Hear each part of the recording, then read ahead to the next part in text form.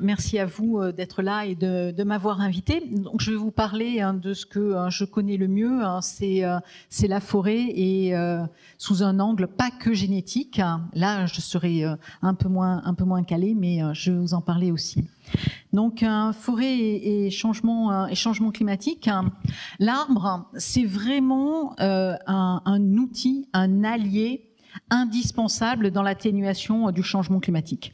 Alors, quel est son rôle dans le cycle du carbone? Tout d'abord, l'arbre, il séquestre du carbone. On a tous appris ça à l'école via la photosynthèse. Il stocke ce carbone à la fois. Ce qu'il faut avoir bien en tête, et vous en parliez là à l'instant, on stocke le carbone en forêt. Certes, dans les arbres, dans le bois, mais on le stocke aussi dans le sol. Et on parle pas assez de nos sols, on parle pas aussi assez de nos milieux naturels, comme les tourbières, qui stockent aussi du carbone et qu'il faut maintenir. Ce carbone, il peut être stocké, et c'est ça tout l'intérêt aussi de nos forêts, sur le long terme en forêt, puisque on s'adresse à des espèces qui vivent très longtemps. Nous, les forestiers, on est un peuple un petit peu particulier puisque on raisonne au minimum à 50 ans, mais plus souvent à 150, 200 ans. Et c'est un minimum. Donc, on se projette et on se projette loin. Et en plus de ça, ces arbres qui vont vivre aussi longtemps, ils peuvent continuer à stocker du carbone lorsqu'on l'utilise, comme ça peut être fait dans les habitations, dans les chaises, et on continue à séquestrer et à stocker du carbone. Et il nous sert aussi à substituer l'utilisation du pétrole, donc de substituer des énergies qui émettent du CO2, et de l'utiliser à la fois dans des habitations, construisez en bois plutôt que construire avec du béton, utiliser des chaises en bois plutôt que d'utiliser des chaises en plastique. Donc la forêt et l'arbre, c'est vraiment un allié face au changement climatique. Mais une forêt, c'est une pompe à carbone naturelle, mais qui est sur un temps long. Et à l'échelle d'un peuplement, en fait, on est vraiment sur de grandes périodes. Et c'est dans, je dirais, le jeune âge de la forêt, c'est-à-dire entre 30 et 40 ans pour les résineux, 50 et 60 ans, que cette pompe à carbone, elle est maximale. Alors on aurait pu imaginer le contraire, plus on est vieux, plus on est gros, plus on stocke du carbone. Oui, mais plus on est vieux, moins on pousse en fait aussi, et moins j'ai d'arbres sur la parcelle. Donc c'est vraiment cette période qui est vraiment essentielle. C'est là où on stocke le plus de carbone. Et ce qu'il faut aussi raisonner, c'est pas à l'échelle de l'arbre, c'est pas à l'échelle de la parcelle, mais c'est à l'échelle de la forêt, du massif forestier. Et c'est là que les choses aussi s'équilibrent, comme plein d'autres choses au niveau du territoire.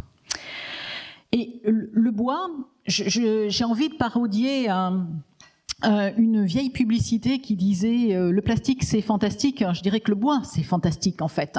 C'est un matériau qui est polyvalent et on va pouvoir l'utiliser pour faire de la construction, pour faire de l'ameublement, mais aussi de la tonnellerie. Et tous ces usages du bois qui vont s'intéresser à des qualités particulières, elles vont stocker ce carbone plus ou moins longtemps. Alors les tonneaux de grands crus, c'est 4 ans leur durée de vie. Oui, mais ils sont recyclés pour faire du porto, pour faire du whisky aussi. La construction, on est plutôt sur 40-75 ans. Mais on va l'utiliser aussi dans du papier. Et là, on est plutôt sur du bois industrie. Et puis, on a aussi tout ce qui est bois énergie qui peut être utilisé. Et plus on étudie ce matériau bois, plus il nous raconte de choses et nous montre en quoi il est fantastique et il peut se substituer à plein de choses. Alors, je vais revenir un petit peu sur comment se répartit en fait cette ressource bois au niveau de l'Europe. Là, sur cette carte, plus les couleurs sont foncées, plus vous avez un taux de boisement important. Donc vous avez des pays qui se distinguent, bien sûr au niveau de la Scandinavie, la Slovénie aussi, qui est un pays très forestier. L'Espagne, qui peut étonner un peu, mais oui, mais parce qu'on n'a pas toujours forcément la même définition de ce qu'est une forêt et de la hauteur des arbres. Donc c'est vrai que ça peut étonner comme les pays des Balkaniques. Mais ce qui est aussi intéressant, c'est de voir en fait de quoi est constituée cette forêt. Et cette forêt, en fait, en Europe, elle est essentiellement constituée de résineux. On en a en France, mais on a aussi des feuillus et beaucoup de feuillus en fait. Et c'est là où la France est un pays un petit peu à part avec la Roumanie, puisque nos forêts, c'est essentiellement du feuillu. Vous voyez, on n'a que 19% de résineux, alors qu'on a l'impression qu'on a énormément de résineux parce qu'on pense à des grandes surfaces de résineux. On pense tout de suite aux Landes de Gascogne, au massif du Morvan ou en montagne. Mais en fait, tout le reste, toutes nos forêts de plaine, c'est du feuillu. Et même en montagne, vous avez dû être en montagne. Donc ça, c'est quelque chose qu'il faut avoir en tête, c'est qu'on a une ressource qui est un petit peu particulière, alors que ce qui est important, c'est que on a l'utilisation de notre bois, elle est essentiellement feuillue, résineux, pardon. Quand vous utilisez du bois en construction, c'est du résineux. Donc on a quelque chose d'un petit peu atypique, ce qui fait qu'on importe du bois en France. On importe du résineux. Quand vous allez à Castorama, vous allez voir sapins du Nord, etc. Bon, c'est d'épicéens généralement d'ailleurs, mais voilà, on est déficitaire de ce point de vue-là. On a les pays scandinaves savent très bien en plus utiliser leurs forêts, récolter, et ils exportent fortement en France. Alors c'est des choses qui vont peut-être changer avec le changement climatique. Pendant longtemps, ils ont pensé que ça serait l'Eldorado pour eux parce qu'ils allaient avoir une température plus favorable et donc plus de feuillus. Oui, mais la photopériode, c'est toujours la même. Donc c'est pas aussi évident que ça. Et ils se retrouvent avec une ressource peu diversifiée qui montre des signes de dépérissement et ils sont très limités finalement en espèces. Si on regarde la forêt dans le temps, alors on est revenu très loin, dernière glaciation, il n'y avait pas tellement de forêt. La forêt, elle commence à se répandre en France il y a 10 000 ans, 12 000 ans avant Jésus-Christ, recolonisation post-glaciaire. Et ce qu'on peut voir dans ce graphique, ce qu'il faut retenir en fait, c'est que on a une forêt qui est très importante jusqu'à ce que l'homme se mette à devenir un agriculteur. Et quand il se met à devenir un agriculteur, il déboise et il transforme les forêts en champs. Et généralement, il a déboisé les meilleurs terrains, ce qui fait que nos forêts, elles sont toujours sur les terrains les plus pauvres, généralement. Il faut l'avoir en tête parce que ça va avoir des impacts forcément sur les effets du changement climatique. Et entre 1800 et 1850, c'est là où on est au plus bas. Ce qu'il faut avoir aussi, les populations ont bien augmenté, on commence à faire vraiment des progrès en médecine, et c'est à partir de ce moment-là qu'on commence à avoir des problèmes en montagne avec d'énormes coulées de boue. On en entend de nouveau parler, avec des chutes de rochers, parce qu'il n'y a plus rien qui retient la terre en altitude. Et donc, on a une loi de restauration des terrains de montagne entre 1850 1900 qui va reboiser. C'est l'époque où les Landes de Gascogne, là aussi, sont drainées et où on plante du pin maritime qui était que sur la côte. Et on va comme ça, petit à petit, augmenter la surface forestière pour atteindre les 17 millions d'hectares en 2020 en forêt métropolitaine. Ce qu'il faut avoir en tête aussi, c'est que finalement, un chêne qu'on coupe maintenant, il est né sous Napoléon III. Donc il a connu des climats un petit peu différents, des conditions différentes. Le hêtre et le sapin, un peu plus jeune, mais 1900, donc il a plus d'un siècle. Les Picéas, le Douglas, il n'y a que les pins qui sont relativement, des cycles relativement courts. Et ça encore, il faut bien penser qu'on est dans un temps long, toujours, nous forestiers. Et ça a forcément des impacts à la fois sur notre manière de raisonner, parce que il faut qu'on envisage très loin dans le temps et nous adapter maintenant pour ce qu'on va connaître à la fin du siècle. Mais aussi pour des espèces, se poser des questions de comment on va pouvoir adapter. C'est une surface forestière qui est en constante évolution. Là, c'est un pas de temps beaucoup plus court, mais ce qui est important, c'est, si vous regardez bien, entre 1985 et 2023, on a une augmentation de la surface forestière qui est quand même non négligeable, de plusieurs millions d'hectares. Et ça, c'est dû essentiellement, en fait, à la déprise agricole, à reboisement de certaines zones. Et donc, cette surface, elle continue à croître, 0,6% par an ces dernières années. 30 dernières années, ce qui est énorme en fait. On n'imagine pas, on a toujours l'impression que la forêt régresse, mais c'est pas le cas en fait. Et ces évolutions de surface forestière, ça se passe comment en fait? Si on regarde encore un peu l'histoire, moi j'aime bien, les forestiers ils aiment bien relire l'histoire. Donc là c'est toujours pareil, les couleurs les plus sombres, c'est les chiffres les plus importants.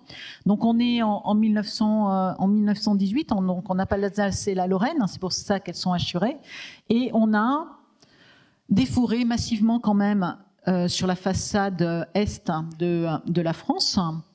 Et puis les Landes de Gascogne, Gironde-des-Landes, et puis un fort boisement aussi dans le sud-est.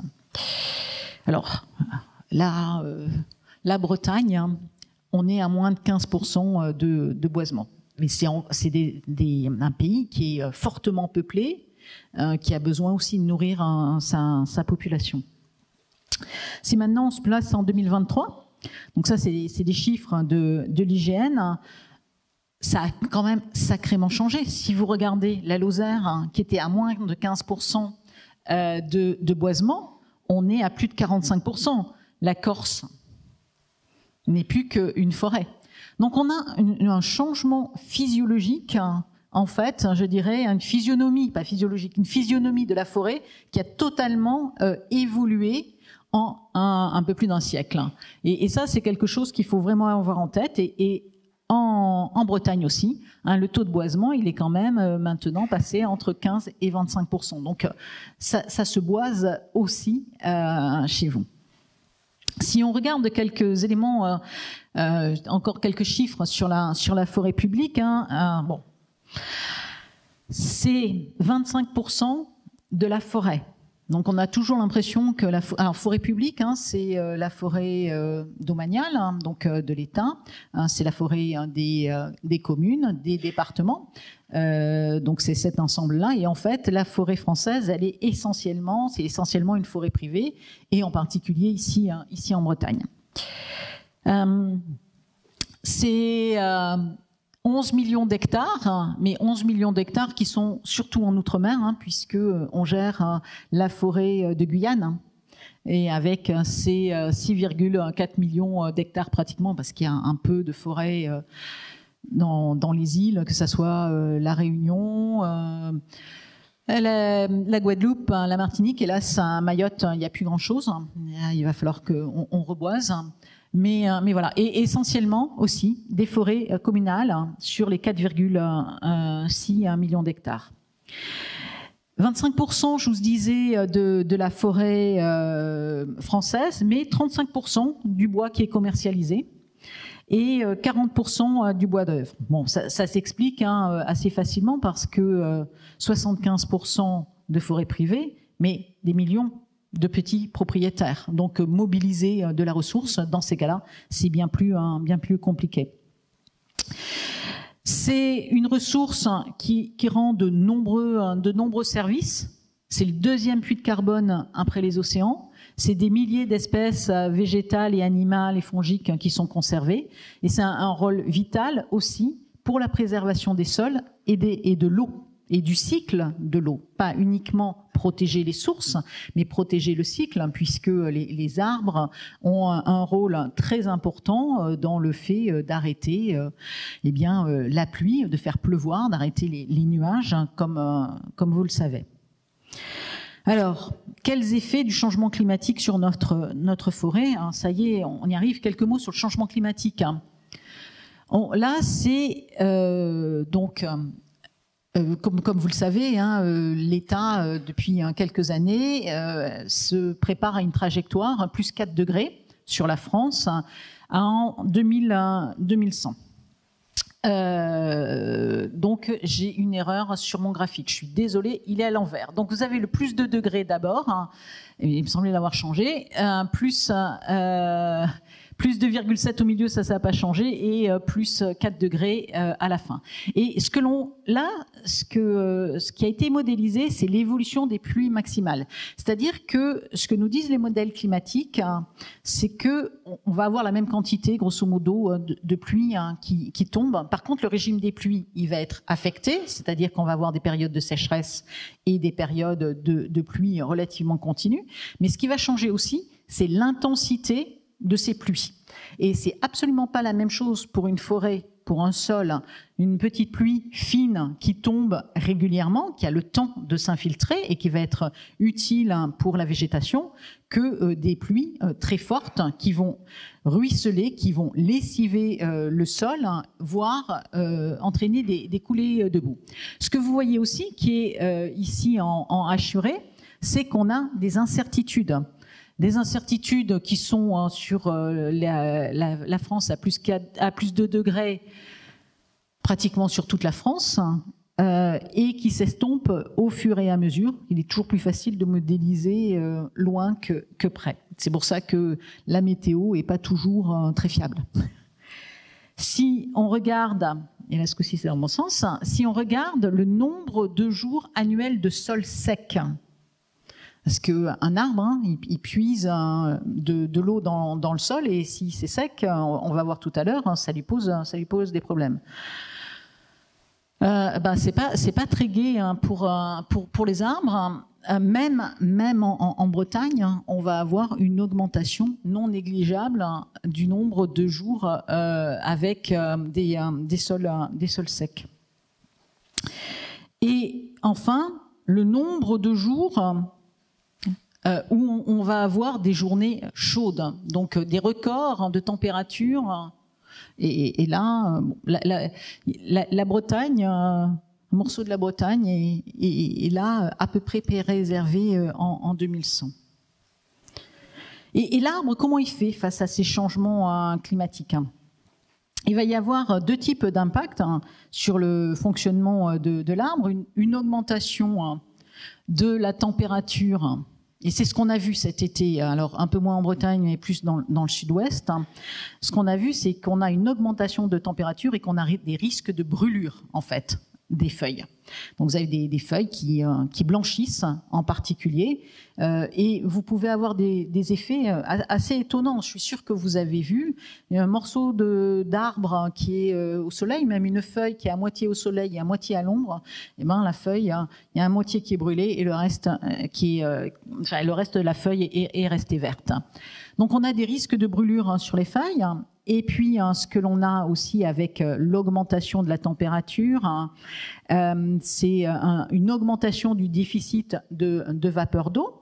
Et donc, on va avoir un système de feuilles avec des stomates qui vont se fermer. Et il faut qu'elles se ferment d'autant plus vite quand on a un assèchement du sol. Parce qu'un arbre, ça fonctionne comme Un château d'eau, ça fonctionne comme une paille, enfin de l'eau que vous aspirez à travers une paille. On aspire l'eau parce que il y a de l'évaporation au niveau de la feuille, donc l'arbre puise l'eau et elle monte grâce à cette différence de pression au niveau de la feuille. Et quand j'ai plus d'eau, j'ai de l'air, et donc on a de l'air qui monte à travers les vaisseaux. Et dans ce cas-là, on a ce qu'on appelle de la cavitation. Alors, quand on a une bulle d'air, ça va. Quand on en a 2, 3, 4, ça va beaucoup moins. Et qu'est-ce qui se passe dans ce cas-là ? Si l'arbre réagit pas assez, donc il a ces bulles d'air qui vont entraîner la mort du vaisseau, la mort du rameau, de la branche, qui ne sera plus utilisable pour l'arbre et pour stocker du carbone. Et puis, l'arbre va réagir, va arrêter de respirer, va arrêter de transpirer, et donc il arrêtera de stocker du carbone. Donc, un arbre, ça a un effet face au changement climatique et en ville aussi de 2 manières. Je vous protège de la température, mais je mets aussi ma climatisation en route avec de l'humidité. Et cet effet-là de climatisation et de la température, en fait, s'arrête complètement quand j'ai plus d'eau dans mon sol. Alors, que ça soit en France, en Europe, on a de nombreuses, hélas, coupures de journaux qui nous disent que notre forêt est en train de dépérir. Alors, changement climatique, on parle beaucoup de la température, on parle beaucoup de la sécheresse, mais c'est pas que ça, c'est les événements extrêmes. Température et sécheresse, bien sûr, événements extrêmes, mais vous l'avez vécu ici aussi, c'est les tempêtes. C'est ma dernière photo. On a connu dans le passé 99, 2009 dans une autre partie, mais vous avez connu en 2023, c'est ça, une tempête qui a fait quand même pas mal de dégâts. Et quand on regarde le bois qui a pu être sorti, c'est loin d'être négligeable. Et ces tempêtes, on sait, ces événements extrêmes, on sait que elles vont être ça va être de plus en plus récurrent. Par contre, on est dans l'incapacité de modéliser des choses comme ça.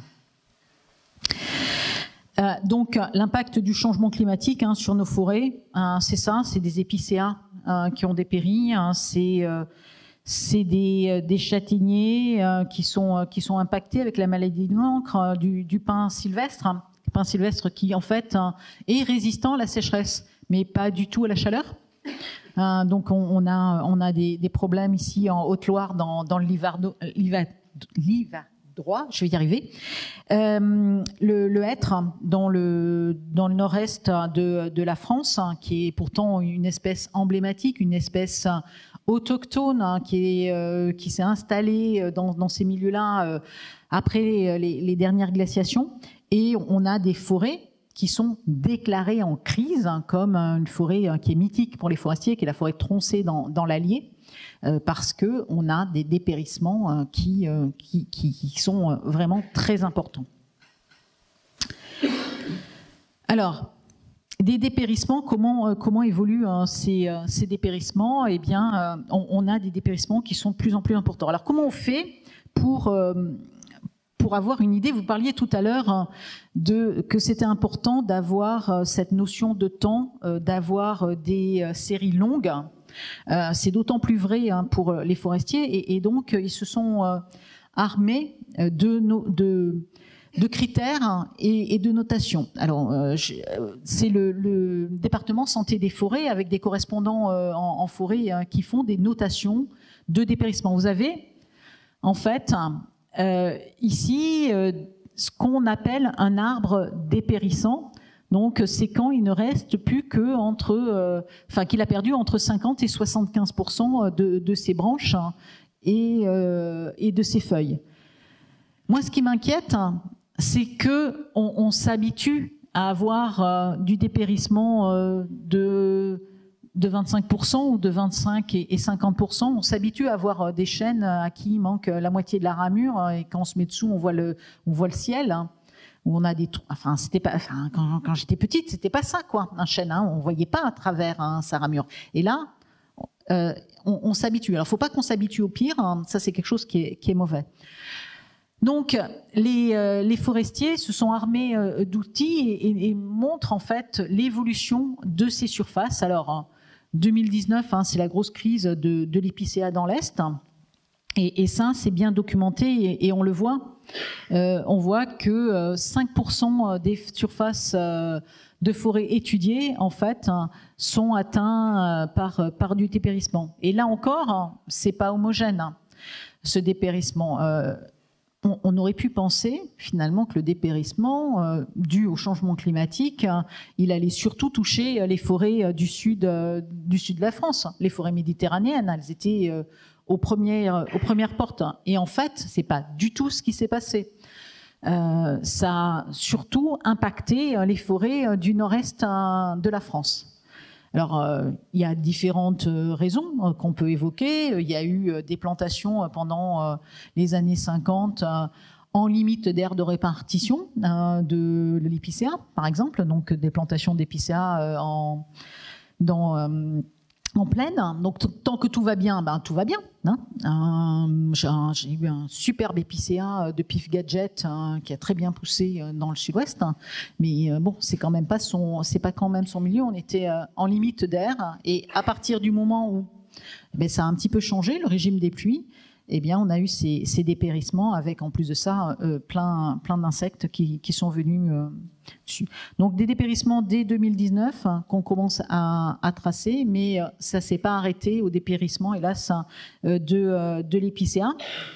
Et si on prend en compte les arbres, avec 25 à 50% de branches mortes, les estimations en 2022 pouvaient aller jusqu'à 1 million d'hectares. Donc, c'est énorme. Hein, sur 17 millions, ça fait quand même beaucoup. Et alors, bon, ça se fait pas, mais le micro n'est pas dans la salle. Mais est-ce que, enfin voilà, pourquoi le Nord-Est a été impacté comme ça, donc épicéa, mais surtout quelque chose qu'on sous-estime complètement, c'est le sol.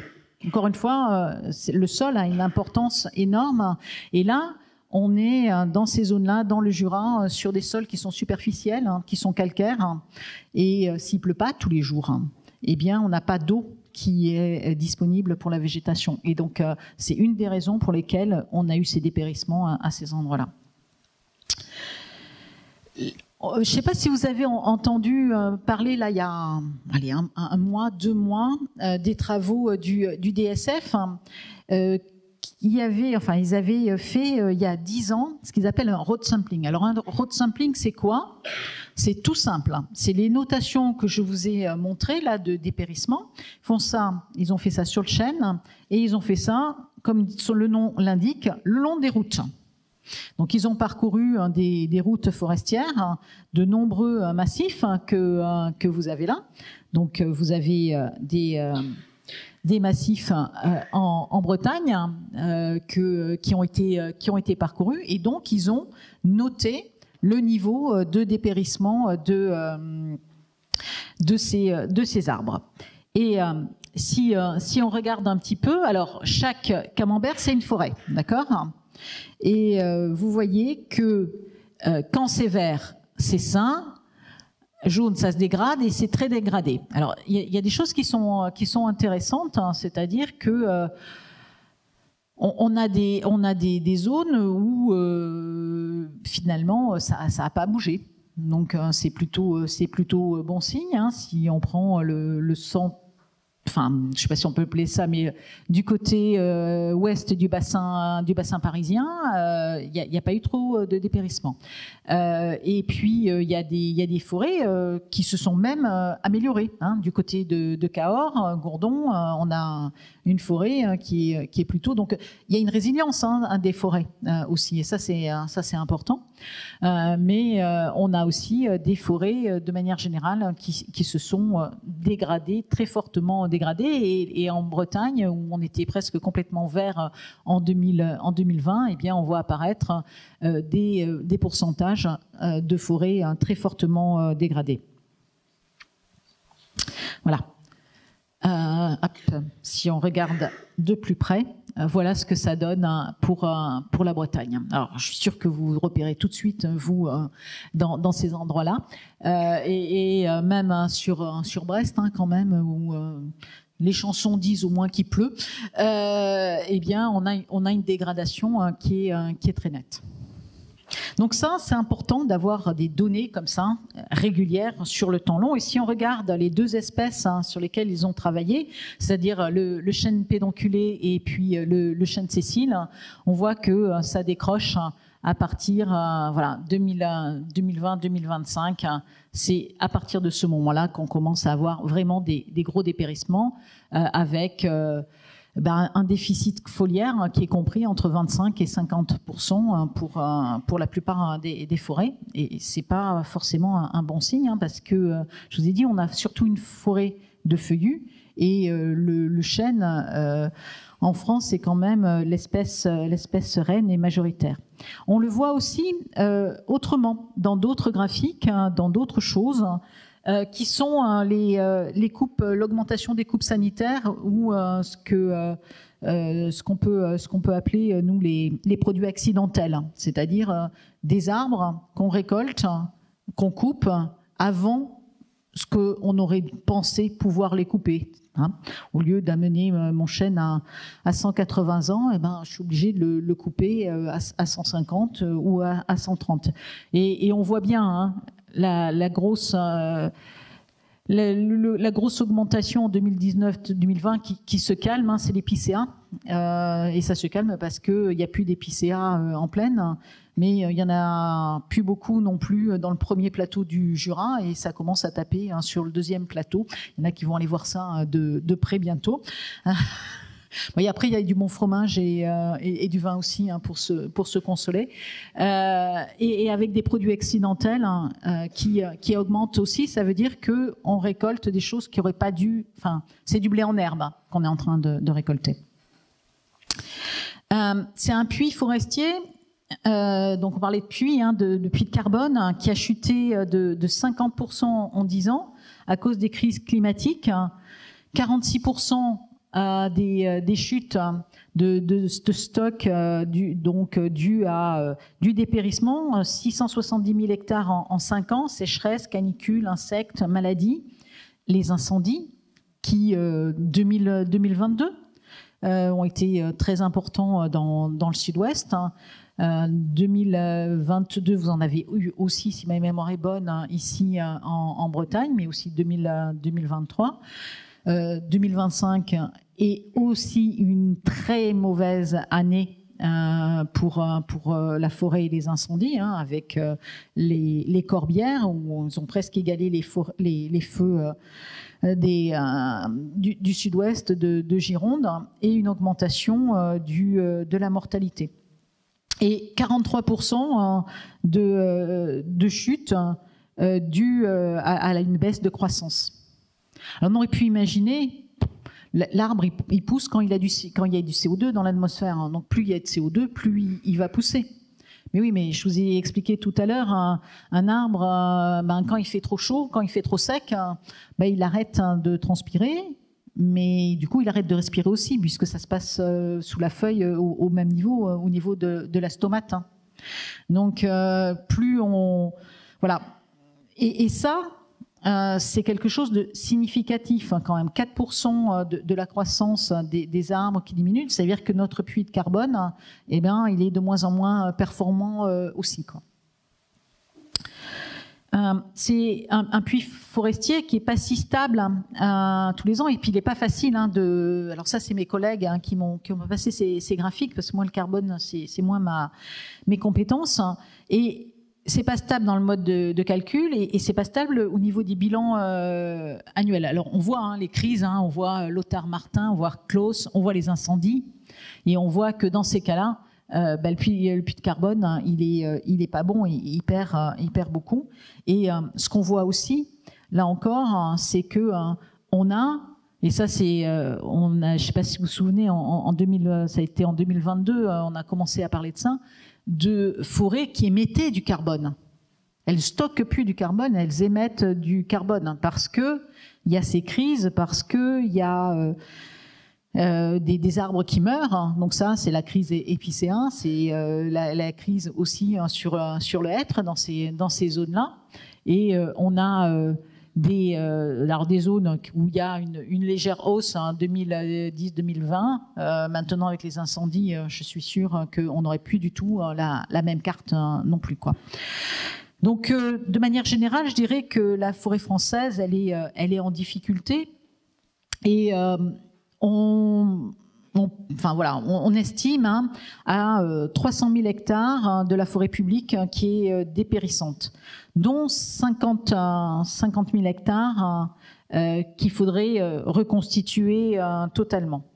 On a un puits de carbone qui est divisé par 2 en 10 ans, une croissance qui ralentit de 10%, en 10 ans, et une mortalité qui augmente et qui augmente vite. Les impacts et les fonctions qui sont impactées.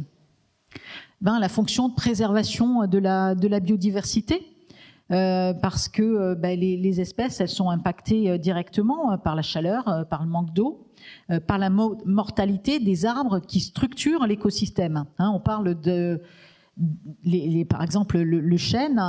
Quand on parle du chêne, on parle aussi de clé de voûte de l'écosystème. Donc, si cette clé disparaît, c'est tout l'écosystème, tous les oiseaux qui sont inféodés, les galles. Il y a des galles, des insectes qui ne vivent et ne dépendent qui ne dépendent que du chêne. C'est l'accueil du public. Les forêts, je pense que vous comme moi, on adore s'y promener, mais cet accueil il est dégradé parce que la forêt est dégradée, voire certaines zones, on est obligé de fermer la forêt parce qu'elle devient dangereuse, que ça soit à cause de maladies comme le frêne qui est malade par la calarose dans l'Est plus particulièrement, et on a dû fermer des forêts à cause de ça. Donc on n'accueille plus de manière aussi sécurisée les gens. C'est la production de bois, puisque on a, je dis, une baisse de l'accroissement, mais aussi on a une dépréciation. Quand on a un bois un arbre qui est moribond, la qualité n'est plus forcément la même. Donc là, il faut qu'on travaille avec les acteurs du secteur pour mieux valoriser nos bois. On l'a fait lors des tempêtes, valoriser des pins qui étaient bleuis. On l'a fait là avec l'épicéa, et on a des débouchés qui sont meilleurs, même avec des épicéas scolytés. Donc voilà, et puis il y a la raréfaction de certaines d'espèces qui étaient, le bois blanc et épicéa et sapin est très demandé pour la construction. C'est des espèces qui sont de moins en moins présentes sur nos territoires. Et puis bien sûr, séquestration du carbone avec du relargage avec les dépérissements et puis les incendies. Et puis protection, j'allais oublier, protection des risques. On l'oublie souvent que la forêt nous protège d'un certain nombre de risques. Sur la côte, c'est les dunes qu'elle fixe, la forêt. Et puis en montagne, c'est les chutes de pierre, c'est les coulées de boue. Et ça, c'est important. Alors maintenant, on va essayer de passer un peu plus positif. C'est quel éventail de solutions. Alors, il faut mettre en place, je suis désolée, j'ai une erreur, il faut mettre en place des suivis sur le long terme. Je vous rejoins, mais à 1000%. On a un réseau qui s'appelle le réseau Renécofort, qui suit les écosystèmes, qui est en place depuis 30 ans. Pourquoi 30 ans Si on se replace encore une fois dans l'histoire des forêts, il y a 30 ans, un peu plus de 30 ans, on a eu un épisode de dépérissement de forêts, surtout à l'est de la France, attribué aux pluies acides, à la pollution. Et à partir de ce moment-là, les politiques se sont mobilisés. Donc ça prouve que y a des choses qui sont possibles. Et ils se sont mobilisés. Alors il y a eu plein de suivis qui se sont mis en place et qui continuent à se faire. Mais on a eu aussi des lois qui étaient plus restrictives. Et donc ces pluies acides ont bien diminué. On a des réseaux d'observateurs en forêt, que ça soit sur les animaux, les chauves-souris. Là, ils regardent dans l'air, mais ils pourraient regarder au sol les champignons. Et ça, c'est des éléments importants. Et puis, c'est le réseau de la santé des forêts, donc qui note ces dépérissements. Et puis, il y a aussi des sites ateliers qui sont avec l'INRAE très instrumentés et qui nous permettent de suivre des choses de manière précise. Mais on a aussi des outils dont on s'est doté, que ce soit de la modélisation avec des modèles de compatibilité climatique ou l'utilisation de lidar terrestre. Et tout ça, ça nous permet de faire des diagnostics. Et si on regarde les diagnostics qu'on peut faire, et si on reprend un petit peu encore la Bretagne et qu'on est à l'horizon 2050, donc 2050 avec donc la logique de l'état de plus 4 degrés. En 2050, on est plutôt sur un scénario moyen à plus 2,7 degrés. On y sera peut-être en fait plutôt en 2030. Le climat de la région forestière de la Bretagne méridionale, où on est ici, en fait, en termes de déficit hydrique, eh bien, on se retrouve dans des zones qui sont dans le sud de la France, alors le long de la côte atlantique, et puis aussi eh bien, en Méditerranée. Donc vous avez deux couleurs de bleu, hein. Simplement le bleu foncé, ça veut dire que dans ces zones-là, il y a de la forêt. Dans les autres, c'est plutôt agricole. Et on est dans des climats analogues. Donc ça veut dire que si on veut imaginer quel sera le climat et la forêt qu'on pourrait avoir en Bretagne en 2050, eh bien, il suffit de se promener entre guillemets dans les Landes ou du côté de Marseille. Bon, c'est peut-être pas comme ça que vous imaginiez complètement la Bretagne et la forêt, mais ça nous aide bien. Et donc, qu'est-ce qu'on peut faire ? Qu'est-ce qu'on peut faire ? Et surtout, je voudrais pas, il faut pas être des défaitistes, parce que si on regarde la France, c'est une peau de léopard. C'est-à-dire que chaque situation, chaque forêt, chaque sol est différent et donc ne va pas réagir de la même façon face au changement climatique. Et ce que on pressent, en tout cas, et c'est comme ça qu'on raisonne, c'est qu'on va avoir 50% des surfaces forestières qui vont être capables de résister au changement climatique. Et là, on va faire ce qu'on sait faire de mieux, c'est continuer à ce qu'on a toujours fait et on va régénérer naturellement, en fait, ces forêts. Les forêts, elles ne sont pas dépérissantes, donc on va maintenir la gestion sylvicole en vigueur et les espèces forestières, elles ne vont pas forcément être impactées. 50%, c'est quand même non négligeable et c'est important. Alors, qu'est-ce qui va se passer si on regarde encore un petit peu par chez vous, donc vous vous situez, j'ai mis la compatibilité climatique du chêne pédonculé. Donc si c'est vert, c'est compatible.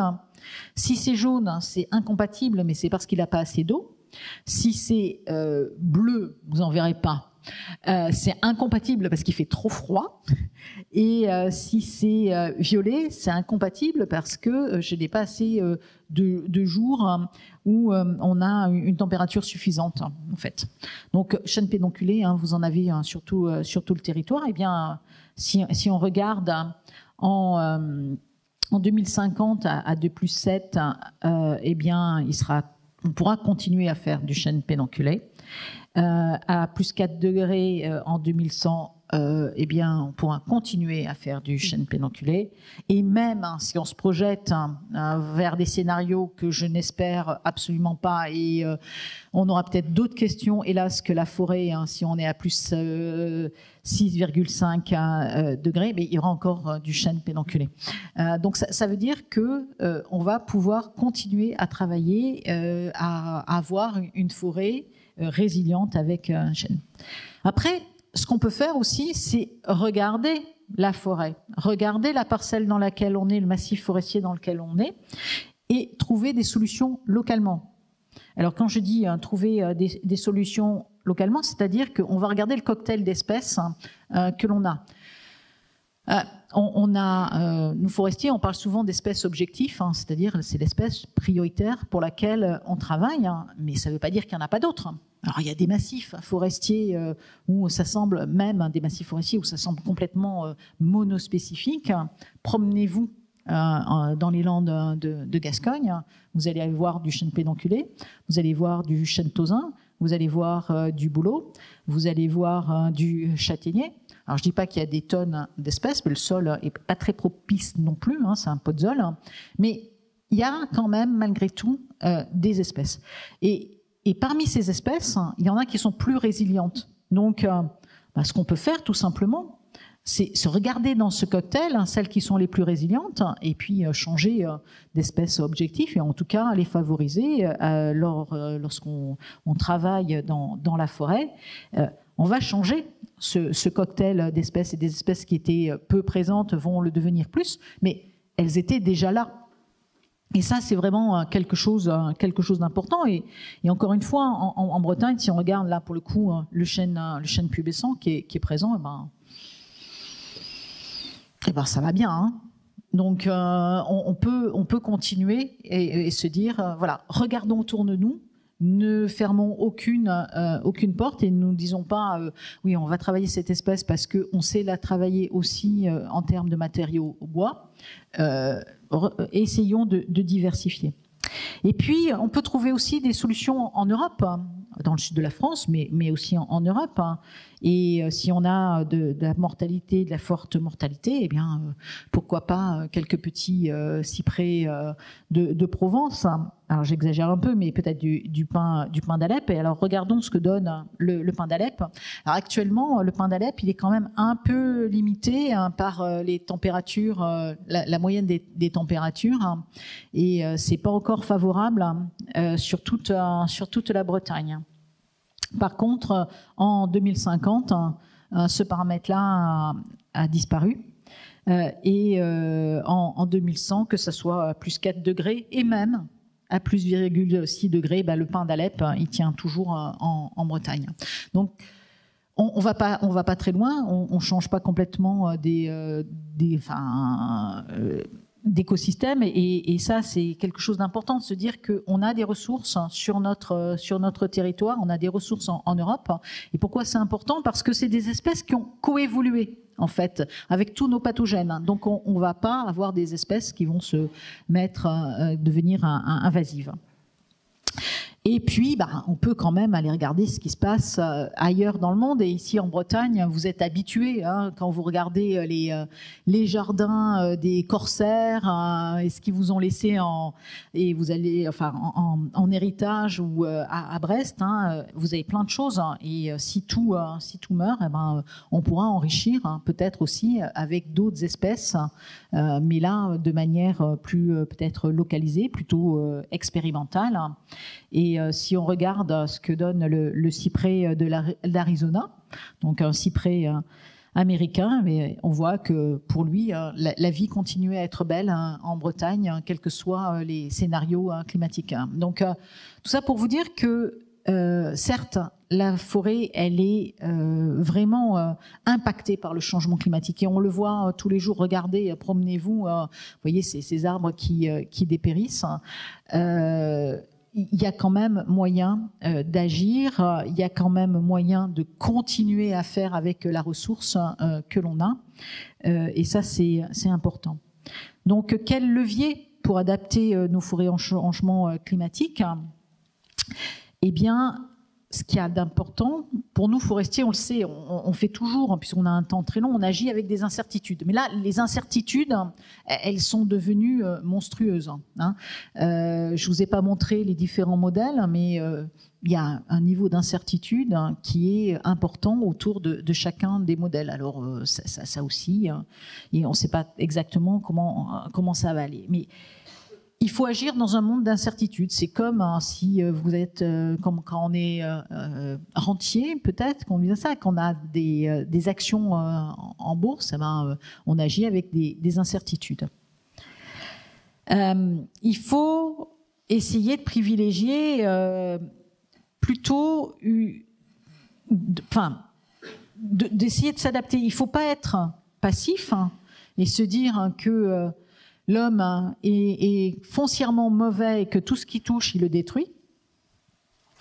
Et il ne faut pas non plus être que réactif et se dire qu'on va intervenir que quand tout sera mort. Parce que là, l'écosystème, il aura disparu. La forêt qui donne ce milieu forestier avec tout l'écosystème, tous les animaux, cette ambiance forestière humide qui nous permet d'introduire de nouvelles espèces ou si on est allé trop loin, si on a trop tiré, si l'élastique est trop tiré, on aura de la prairie, mais on n'aura pas de la forêt. Il faut essayer d'agir en rendant plus résistante et plus résiliente cette forêt au changement climatique, essayer d'atténuer cette forêt pour qu'elle continue à jouer son rôle de puits de carbone, et il faut accompagner les écosystèmes. Il ne s'agit pas de les changer du tout au tout, mais l'objectif essentiel pour nous forestiers, c'est de maintenir la biodiversité. Ça, c'est un élément vraiment essentiel, c'est la biodiversité. Et dans un contexte d'incertitude, il est important de diversifier. Il faut s'ouvrir à plein de choses. Alors, pas dans tous les sens, etc. Il y a de l'expérimentation. Il y a plein de gens qui font plein d'expérimentations, que ce soit l'INRAE, les forestiers du CNPF privé, l'ONF, pour essayer d'apporter rapidement des solutions, mais surtout ne pas mettre tous ses œufs dans le même panier et se dire qu'on va avoir une espèce miracle qui va tout résoudre. Ça existe que dans les romans. La sylviculture est un levier aussi important pour favoriser la résilience. C'est conduire peut-être les peuplements de manière plus dynamique. Ah oui, je vous ai pas dit, les généticiens, ils ont une obsession, c'est la reproduction. Parce que tout se passe à ce moment-là. C'est là où il y a de la sélection. Il y a des échanges de gènes et c'est là que se passent les choses. Donc quand on renouvelle, on a forcément de la sélection et les arbres risquent d'être plus adaptés. Mais conduire de manière plus dynamique aussi, c'est laisser plus de ressources à chaque arbre, c'est favoriser la diversité en composition, ça je vous l'ai dit, ça c'est vraiment important, et la diversité génétique au sein d'une espèce. Alors, pour une généticienne, je ne vais pas pouvoir beaucoup parler de génétique ce soir, mais c'est le moteur de l'adaptation, la diversité génétique. Et se dire qu'on va récolter 100, 200, 300 graines d'un arbre qu'on va planter partout, mais ça veut dire quoi? Ça veut dire qu'on va avoir au mieux des frères et sœurs, au pire, voilà quoi. Exactement la même chose. Donc la diversité génétique, c'est important. On va voir. C'est favoriser donc des espèces plus résilientes en regardant ce qu'il y a autour. C'est éviter le vieillissement, le survieillissement de certains peuplements, parce que l'âge très avancé, c'est un facteur prédisposant. Alors je dis pas qu'il faut raser les forêts, c'est pas ce que j'ai dit non plus. Il faut faire tout ensemble, comme d'habitude. pour avoir des forêts voilà, qui soient le plus résilientes possible. Le renouvellement, je vous dis, les généticiens ils sont un peu obsédés par le renouvellement, c'est vraiment le principal levier de l'adaptation. Que ça soit par régénération naturelle, parce que vous allez avoir sélection des individus qui vont être le plus résilients, et c'est ceux qui ont encore de l'énergie qui vont se reproduire. Que ça soit par des plantations. Et il n'est pas question d'opposer les deux. Les deux sont essentiels. Et on peut les conduire les deux en même temps sur la même forêt, sur la même parcelle. Et cette régénération naturelle, quand elle se met en place, elle permet de faire émerger de l'adaptation. Et on a des bonnes pistes pour se dire que ça fonctionne. Il y a des travaux superbes. Je vous invite à aller. Il y a des conférences en ligne qu'il a pu faire d'Antoine Kremer. Il a fait quoi, Antoine? Il a travaillé sur 3 forêts. Reynaud-Valdieu, Troncé, Reynaud-Valdieu, Bercé et Loches. Ces 3 forêts qui sont un peu les joyaux pour les forestiers, les forêts de chêne. Pourquoi? Parce que c'est dans ces forêts que Colbert, pour la première fois, a commencé à initier la futée régulière. Donc on a des superbes forêts, mais ce qu'on a surtout, c'est que dans ces 3 forêts, on a toutes les générations depuis Colbert. C'est-à-dire qu'on a encore des arbres qui ont 350 ans jusqu'à maintenant. Donc ce que Antoine Kremer a fait, c'est qu'il a regardé comment évoluait le génome, la vitesse à laquelle évoluait le génome d'une génération à l'autre. Vous n'êtes pas sans savoir que sous Colbert et Louis XIV, on a eu le petit âge glaciaire. Donc à l'inverse complètement de ce qu'on a eu, de ce qu'on vit. Et donc, il a regardé si, au petit âge glaciaire, et maintenant, et les générations qui étaient entre, on a une vitesse d'évolution différente. Eh bien oui, le génome évolue plus vite, avec une sélection plus forte, lorsque on a une pression abiotique qui est forte. Et ça se voit dans la phénologie, c'est-à-dire que vous avez des feuilles qui vont être plus ou moins précoces selon que vous adressez à des descendants de Louis XIV et des descendants directs des arbres qui ont 350 ans, de ceux des graines d'arbres qui ont qui ont une vingtaine d'années, qui commencent certains à fructifier lorsqu'ils sont en lisière. Et pour Louis XIV, les arbres débourrent tardivement, il fait froid, on ne met pas les feuilles tout de suite. Par contre, c'est complètement à l'inverse pour les nouvelles générations. Et ça, c'est la même chose sur les 3 forêts. Donc on a vraiment de bons espoirs de se dire que lorsqu'on régénère, il va y avoir une sélection et on va réussir à s'adapter. J'ai quand même un peu parlé de génétique. On va aussi pouvoir travailler par plantation, avec des stratégies de complément de cette régénération naturelle, et puis dans des zones complètement, où on a eu vraiment des très gros impacts du changement climatique, de planter un peu plus largement. Alors, ce qu'on peut se dire, c'est que les arbres ils migrent. Alors, dire mais non, les arbres ça bouge pas, c'est bien connu quoi. Enfin, un arbre, il n'y a rien de plus fixe qu'un arbre. Mais non, c'est pas vrai. Regardez au printemps, regardez le pollen que vous avez autour de vous. Alors il y a ceux qui sont allergiques, qui aiment pas trop. Il y a ceux qui ont les voitures noires. Quand on a une forêt de pins à côté, ils aiment pas trop non plus. Les ménagères encore moins parce qu'il y en a partout dans la maison. Donc il y a le pollen qui circule et puis il y a les graines qui circulent aussi. Vous avez plein de graines. Alors, vous avez des graines qui volent, comme celles des érables. Vous êtes amusé, j'imagine, quand vous étiez enfant, à faire l'hélicoptère avec les samards, mais vous avez aussi des animaux qui aident à disperser.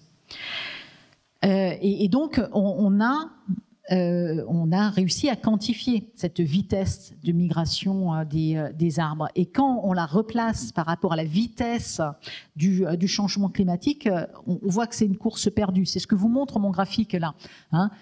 Et on voit que plus 4 degrés, donc en 2100, il n'y a aucun arbre qui va réussir même le bouleau, qui est un pionnier, qui va réussir à gagner à gagner de la course de vitesse. Et pour un certain nombre de plantes herbacées, ça va être la même chose.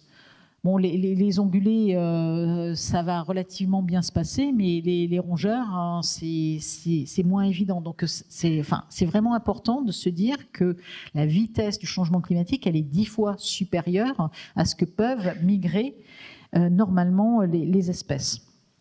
Donc, ce qu'on peut se dire, hein, du coup, si les arbres ne peuvent pas migrer suffisamment vite, hein, assistons-les. Faisons, et c'est ce qu'on appelle dans notre jargon, de la migration assistée. Alors, on peut le faire à l'intérieur d'une espèce et puis et se dire, là, vous avez en fait tous les points que vous avez sur cette carte, c'est des points où l'inventaire forestier européen a dit qu'il y avait du chêne pédonculé. D'accord ? Plus, alors, je ne vais mettre pas les jambes quand même, hein, plus c'est bleu, plus on est dans des zones de compatibilité, c'est-à-dire que le chêne pédonculé, il est dans sa niche. Et plus je deviens rouge, moins il l'est. Et là, on voit des trucs un peu bizarres quand même, hein, que ça soit en Roumanie, que ça soit au Portugal. On a des peuplements de chênes pédonculés qui vivent dans des conditions où un chêne pédonculé ne doit pas vivre, enfin, physiologiquement ne peut pas vivre. Et donc là, on peut aller récolter ces graines et on peut aller aussi les essayer dans le sud de la France, mais aussi en Bretagne. Et on va faire migrer ces espèces. Et là, on reste sur le même espèce, même écosystème. Donc, on ne bouleverse pas l'environnement. On peut aussi travailler à l'échelle des espèces, hein, chêne pubescent, chêne zéen.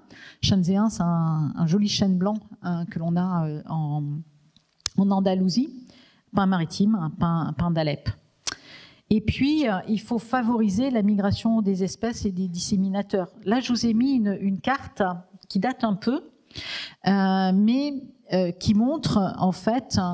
donc c'est la maille effective où on a des espaces naturels.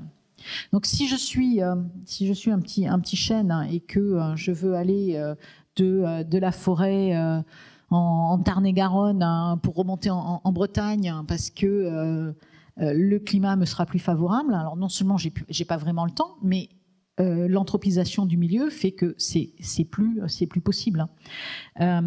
Et ça, il faut l'avoir bien en tête et il faut créer en fait des trames pour favoriser la migration et puis il faut protéger les disséminateurs que sont les mammifères mais aussi les oiseaux.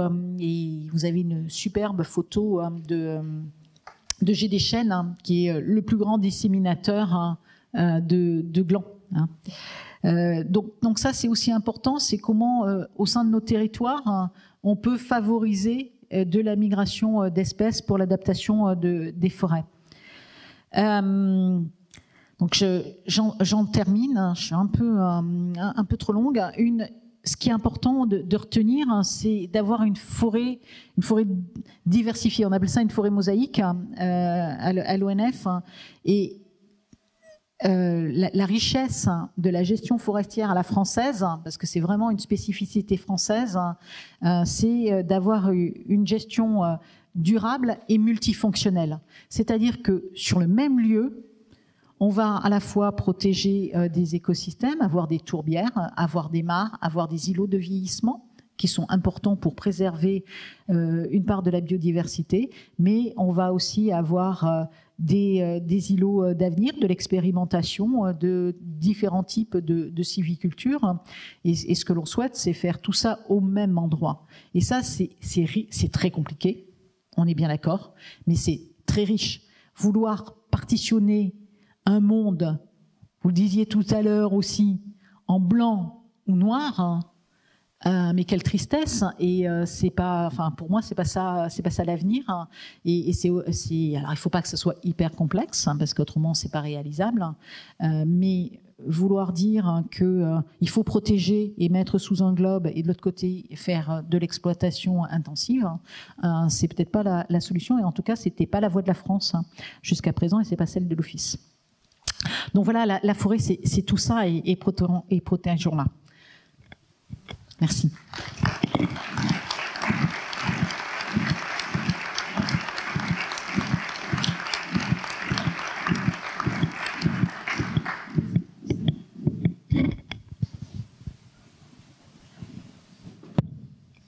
Donc on va pouvoir passer aux questions.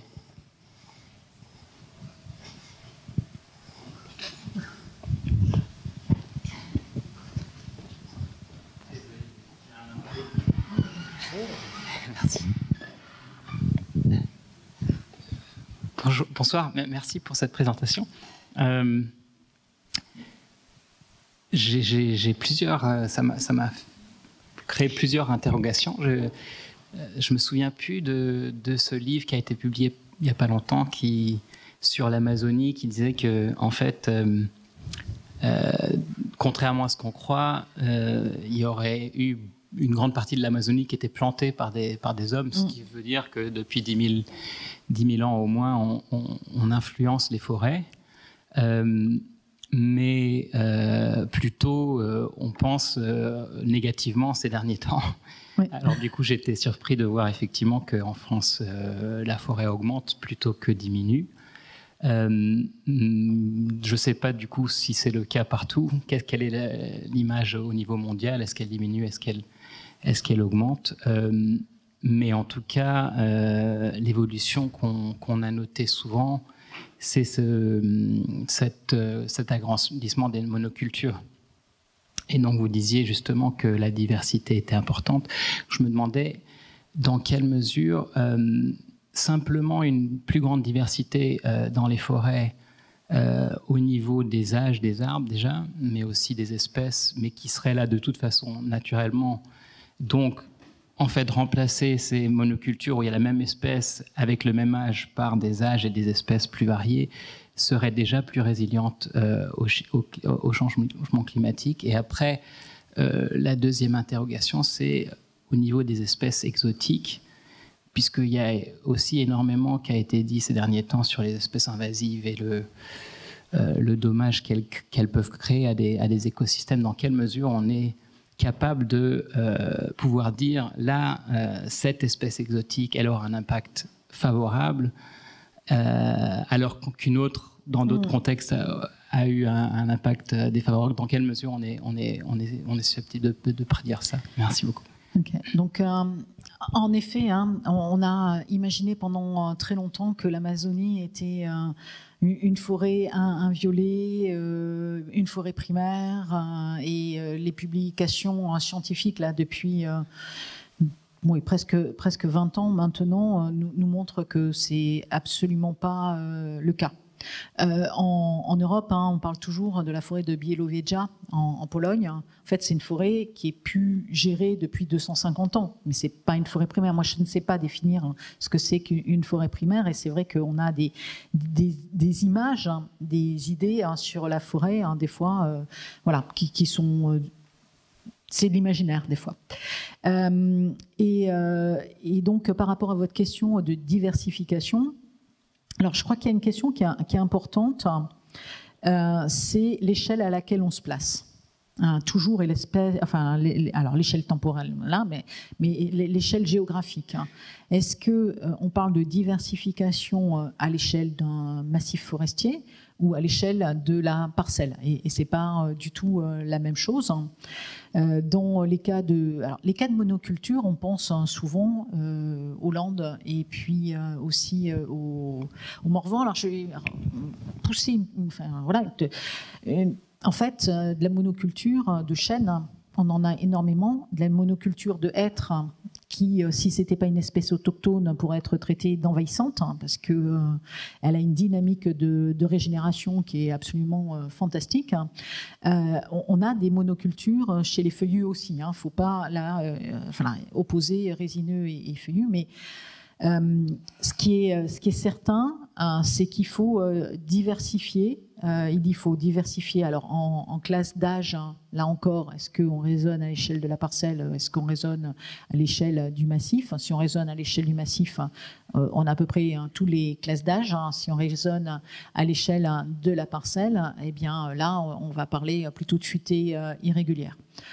Et à mon sens, vouloir opposer futée régulière à futée irrégulière, c'est aussi dommage. Ça rend pas les mêmes services, ça n'a pas les mêmes intérêts l'une comme l'autre. Et dire qu'il y en a une qui est meilleure que l'autre, on n'a pas tous les éléments non plus en termes, par exemple, de puits de carbone. Ce qui est certain, c'est que quand on a de l'irrégulier, on va travailler plutôt par trouée et on a une ambiance forestière qui est souvent plus maintenue. Donc là, c'est les classes d'âge. Et après, ou futaies jardinées telles qu'on les a naturellement dans le Jura. Et après, il y a ce mélange. Et c'est là où il faut qu'en tant que forestier, on arrête de raisonner avec une espèce objectif et puis des espèces secondaires. Elles sont toutes prioritaires. Et il va falloir savoir doser ce mélange. Mais ça, c'est changer de notre métier. Donc ça, c'était la première question. Et la deuxième, ça y est, je l'ai perdue. C'était le meilleur là. Ah oui, des espèces envahissantes. Alors ça, c'est une vaste question. Parce qu'une espèce qui, dans son milieu naturel, n'est pas du tout envahissante et semble devenir. Je vais prendre un exemple d'une espèce qui n'est pas considérée en France, en tout cas comme envahissante, par la réglementation, qui l'est plus par les ONG environnementalistes. Je parle du chêne rouge d'Amérique, parce qu'il a une reproduction qui est vraiment très, très dynamique, notamment parce que les sangliers, ils n'aiment pas les glands. Et par contre, aux États-Unis, ils ont des vrais problèmes de reproduction et ils ne savent plus comment, à certains endroits, la multiplier. Donc, c'est pas parce quand on introduit une espèce, qu'est-ce qui va se passer? Et bien là, il n'y a qu'une solution pour pouvoir répondre à la question, c'est l'expérimentation. Donc c'est pour ça que tout à l'heure, je vous disais, des espèces exotiques, oui. Alors il y en a qu'on a déjà sur notre territoire. On a des vieilles expérimentations qu'on peut revisiter de l'INRAE, de l'ONF, avec des îlots des arboretums qui ont 30 ans, 40 ans, 50 ans, le temps passe, et même des îlots de thuya, d'autres espèces qui ont une centaine d'années, et on peut voir ce qui s'est passé. Parce qu'on peut être envahissant de différentes façons, par des propagules au niveau du système racinaire, c'est ce que fait très bien le robinier, et quand l'espace est ouvert, ou par les graines, plutôt comme le chêne rouge. Et là, l'expérimentation, relire ce qui a été fait, voir si ils sortent de la parcelle, ça nous donne de bonnes indications. Mais pour les espèces peu connues, il faut de l'expérimentation. Oui, bonsoir. Je voudrais vous poser deux petites questions. D'une part, est-il vrai que ce bel arbre qui est l'orme a quasiment disparu? Et pourquoi? Est-ce que c'est définitif ou pas?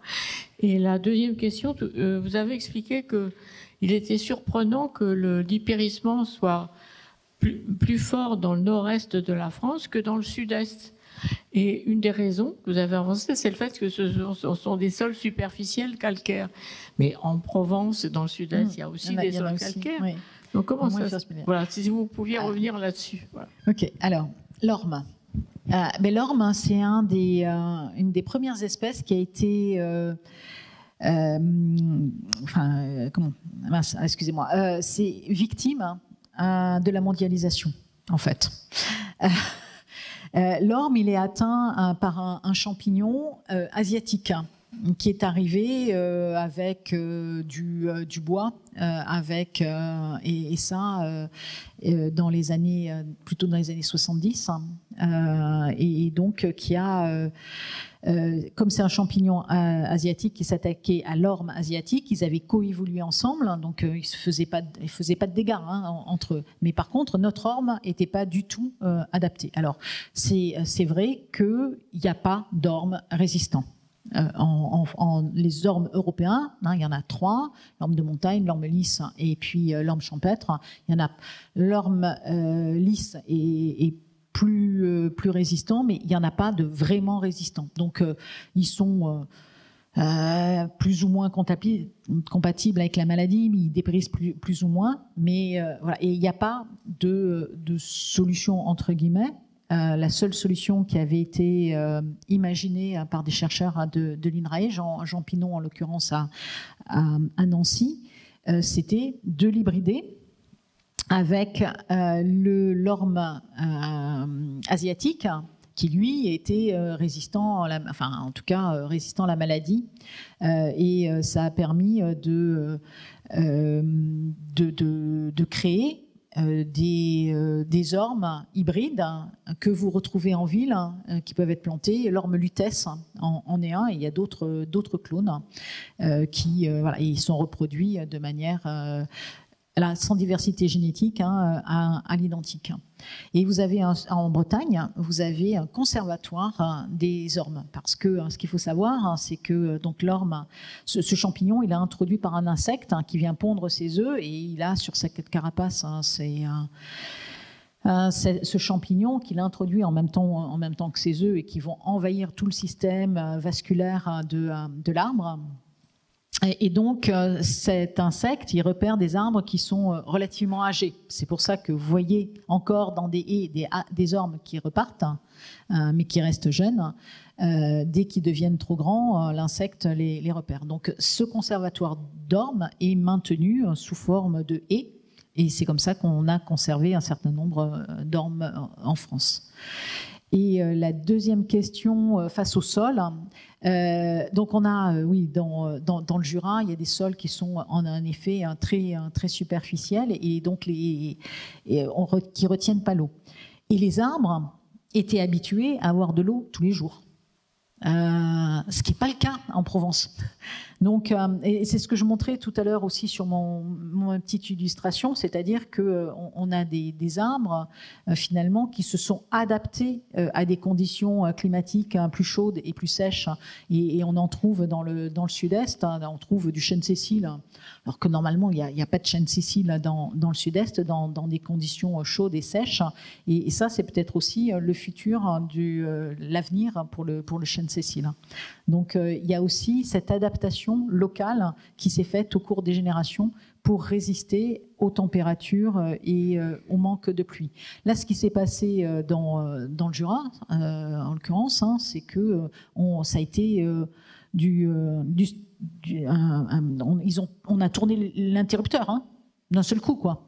Donc j'avais de l'eau régulièrement, tous les jours ou presque, et j'en ai plus du tout. Et comme le sol me sert pas d'éponge, je sais pas faire, quoi. Alors peut-être que la génération suivante sera mieux se débrouiller, mais celle qui est là, c'est pas bien se débrouiller. Du coup, c'est plus clair ?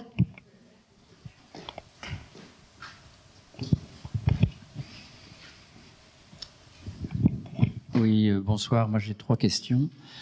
La mortalité du chêne, y a-t-il une corrélation avec le changement climatique et les attaques, entre autres, de chenilles ? Parce que, alors, première question. Le chêne, oui, a priori, de chenilles qui se répètent de plus en plus souvent. Oui, donc le chêne, les impacts que l'on voit sont très forts dans le secteur ligérien actuellement. Et si on regarde le secteur ligérien, tout le long de la Loire, on a des chênes de très belle qualité. Et pourquoi on dit qu'on a des chênes de très belle qualité ? C'est parce on appelle un grain fin. Et le grain fin, c'est ni plus ni moins une croissance faible et régulière. Donc si j'ai une croissance faible et régulière, c'est que j'ai pas beaucoup d'eau régulièrement. Et donc, si vous regardez la pluviométrie qu'on a en fait le long de la Loire, on a des zones qui sont relativement sèches. Et là, le fait de sécheresses répétées, 2018-2019, font basculer des peuplements de chênes. Et à ça se superposent différents problèmes qui ne vont pas améliorer les choses. Les chenilles des chênes, qu'on a plutôt pour le coup dans l'est de la France, même en Morbihan, en Morbihan, vont pas aider. En effet, parce que c'est alors il y a le bombix et puis il y a les processionnaires. Donc il y a une défoliation importante. Et là, avec le climat et l'augmentation de température, alors c'est peut-être pas vrai sur les chenilles, je connais mal leur cycle, mais sur les scolites, ils font plusieurs générations dans l'année. Au lieu d'en faire 1,5, ils se mettent à en faire 2,5, voire 3. Donc on a des choses exponentielles sur des arbres qui sont fragilisés, et donc ça améliore pas, mais ça vient en supplément. Et par rapport au chêne, vous avez aussi le tigre du chêne, qui est une petite punaise qui pique les feuilles, et en les piquant, les cellules ne sont plus actives, et donc moins de chlorophylle, moins de photosynthèse et moins d'accumulation de carbone et de réserve. Donc c'est vraiment des choses qui se superposent en fait. C'est additif, hélas. La deuxième question, vous avez parlé de diversification des essences. Alors oui, mais il y a quand même un problème, c'est qu'il y a des sols qui... La potentialité des sols ne permet pas tout. Il y a des endroits où vous ne mettrez pas du chêne, vous mettrez peut-être à peine du pin maritime. Donc c'est très gentil, mais voilà. Le sol est un facteur essentiel, c'est le juge de paix. Ça c'est clair, il y a des espèces qui poussent en sol acide, d'autres en sol calcaire, et il y a des sols très pauvres. Donc les Landes qu'on va reprendre, les Landes d'Aquitaine, mais les Landes chez vous aussi, c'est guère mieux. Ce qu'il faut... le chêne, il pousse dessus. Pas le chêne sessile, mais le chêne pédonculé pousse dessus. Le chêne tausin aussi, qui supporte bien les sols acides. Par contre, au niveau productivité et produit bois, il est clair qu'on ne fait pas la même chose qu'avec un chêne de troncée. Donc ça aussi, c'est des questions qu'il va falloir qu'on se pose. C'est quel produit on veut, quoi. Mais en effet, on ne va pas pouvoir mettre de tout partout, et les sols acides, c'est plus compliqué. Et alors, la dernière question, les dérèglements climatiques, est-ce que ces dérèglements ne sont pas la cause d'une plus grande mortalité sur pas mal d'essences, comme le frêne avec la calarose, l'encre du châtaignier, etc. Est-ce qu'il n'y a pas une... Alors, les deux exemples que vous avez pris, en fait, on peut les rapprocher de l'exemple de Madame sur l'orme. C'est vraiment les causes de mondialisation sur la calarose. C'est vraiment bien tracé.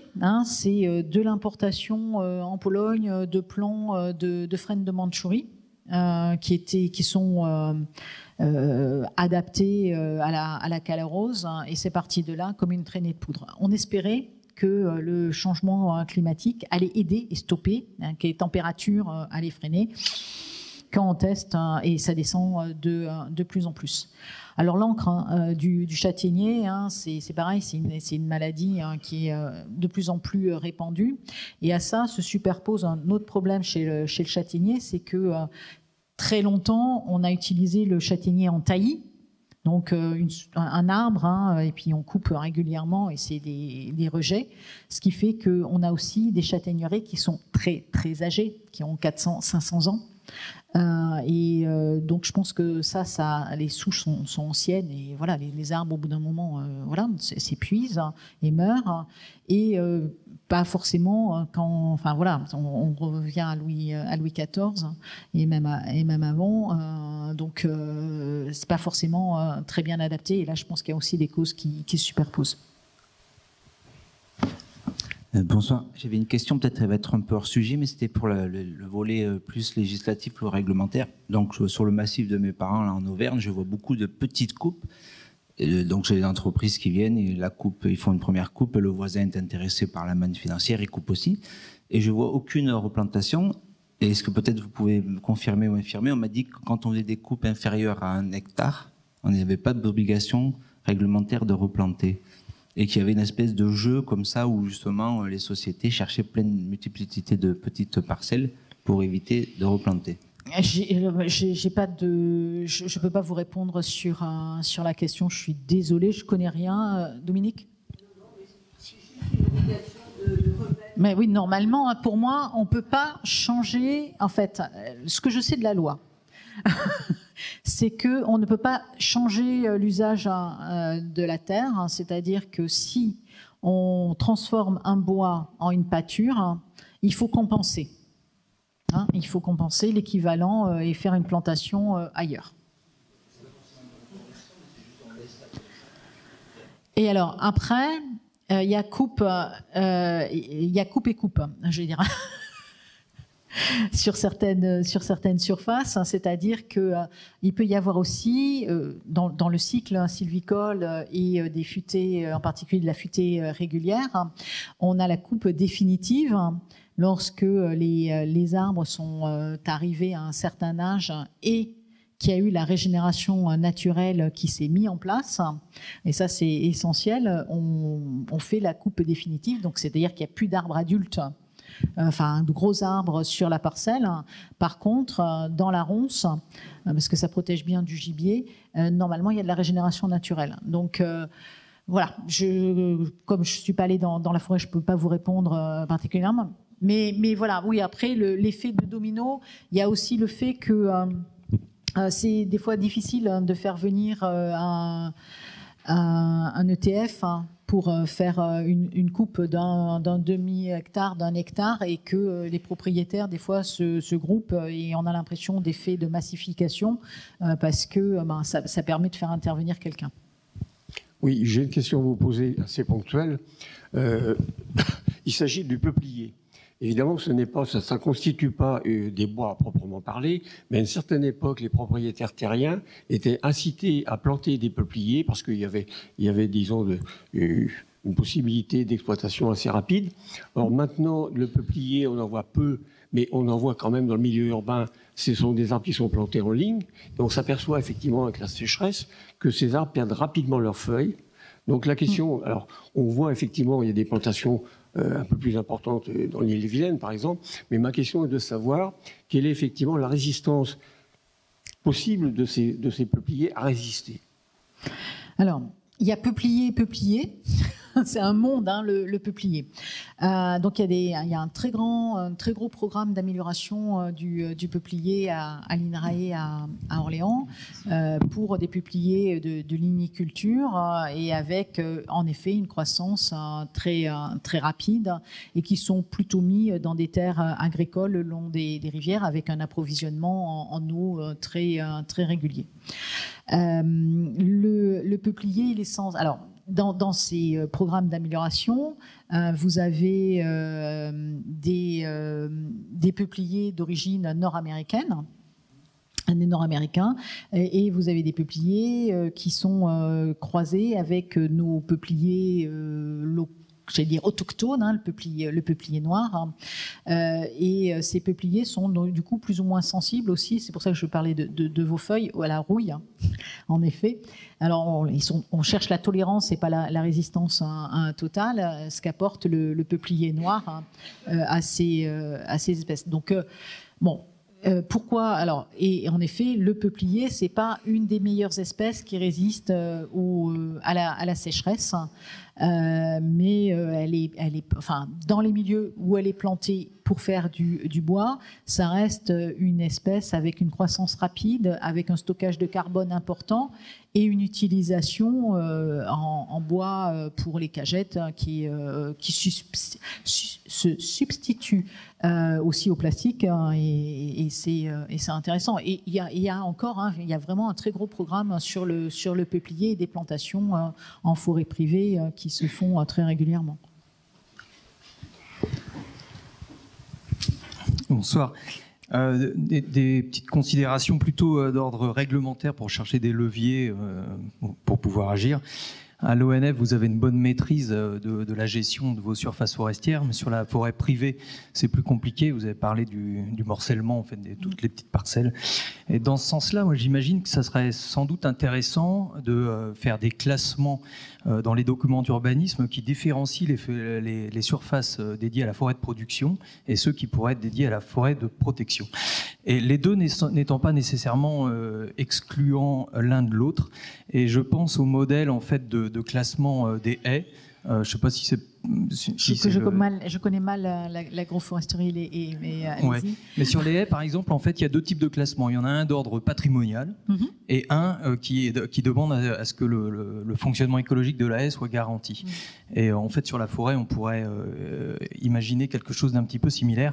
Et du coup, je fais le lien notamment avec le bocage breton, puisque la forêt en Bretagne, les surfaces sont assez peu importantes, et finalement, la forêt forestière, c'est pas mal le bocage.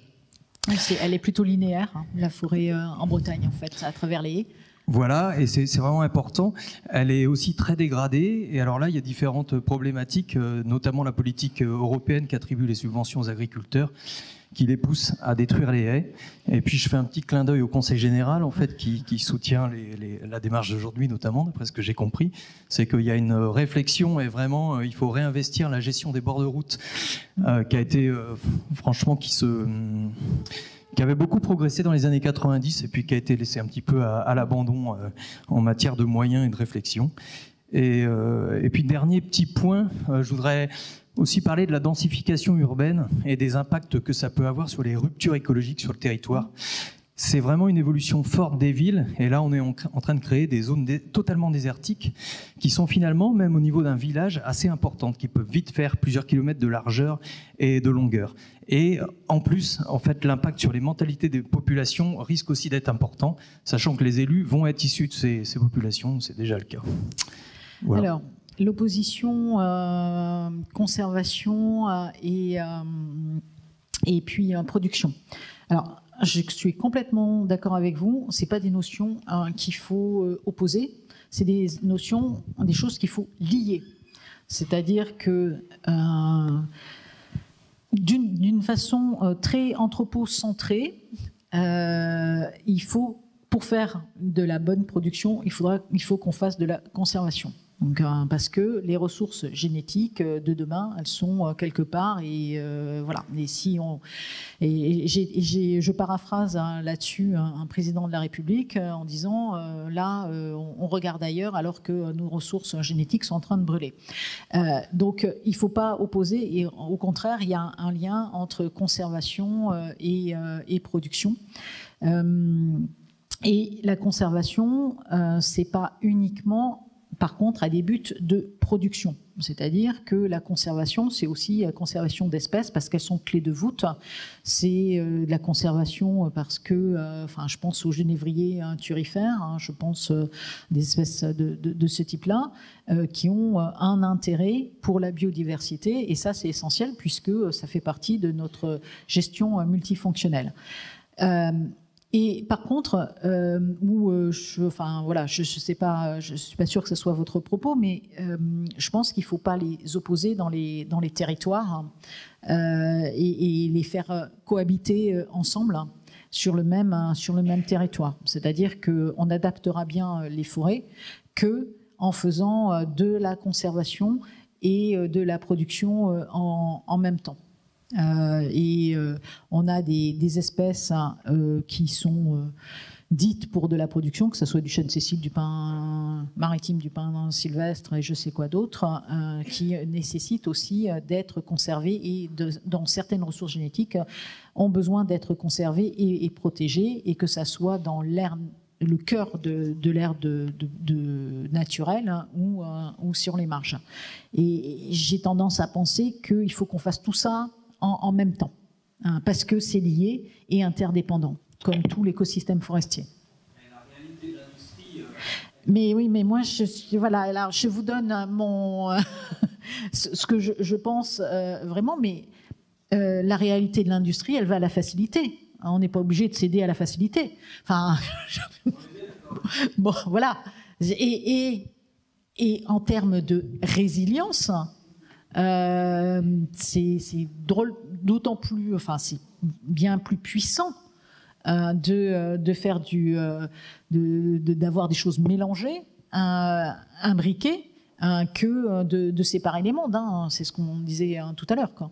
C'est pour ça que l'inscription dans un classement particulier qui travaille une situation réglementaire, mais une obligation inciter l'industrie à quitter la facilité. Elle s'en tirera-t-on ? Elle va être obligée de quitter la facilité, l'industrie, parce que on est obligé de diversifier. Hein, c'est ce qu'on a dit. Hein, c'est vraiment un des leviers les plus importants. Et ils vont plus se retrouver avec des volumes tels qu'ils avaient. En France, c'est 190 d'espèces forestières. On en utilise grosso modo une dizaine.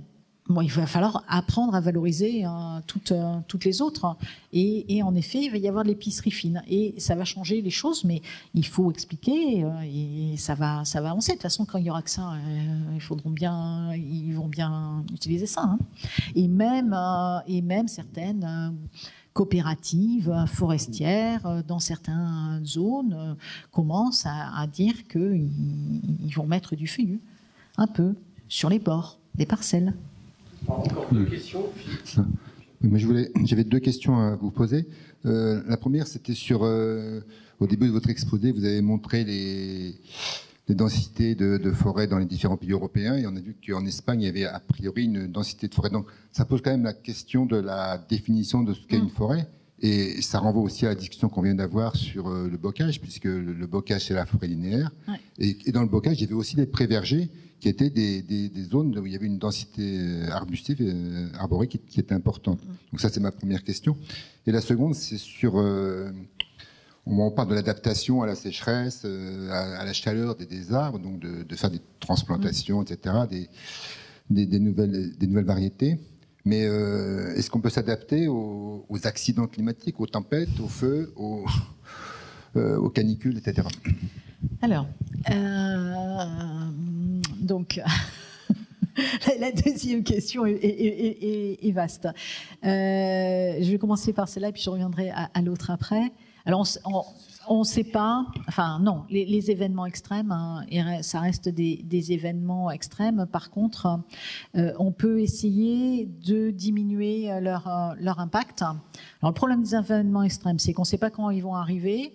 La seule chose qu'on sait, c'est qu'il y en aura de plus en plus, hein, parce qu'il y a des conditions qui sont réunies pour qu'il y en ait de plus en plus, que ce soit les tempêtes, que ce soit les incendies, que ce soit les ravageurs, etc.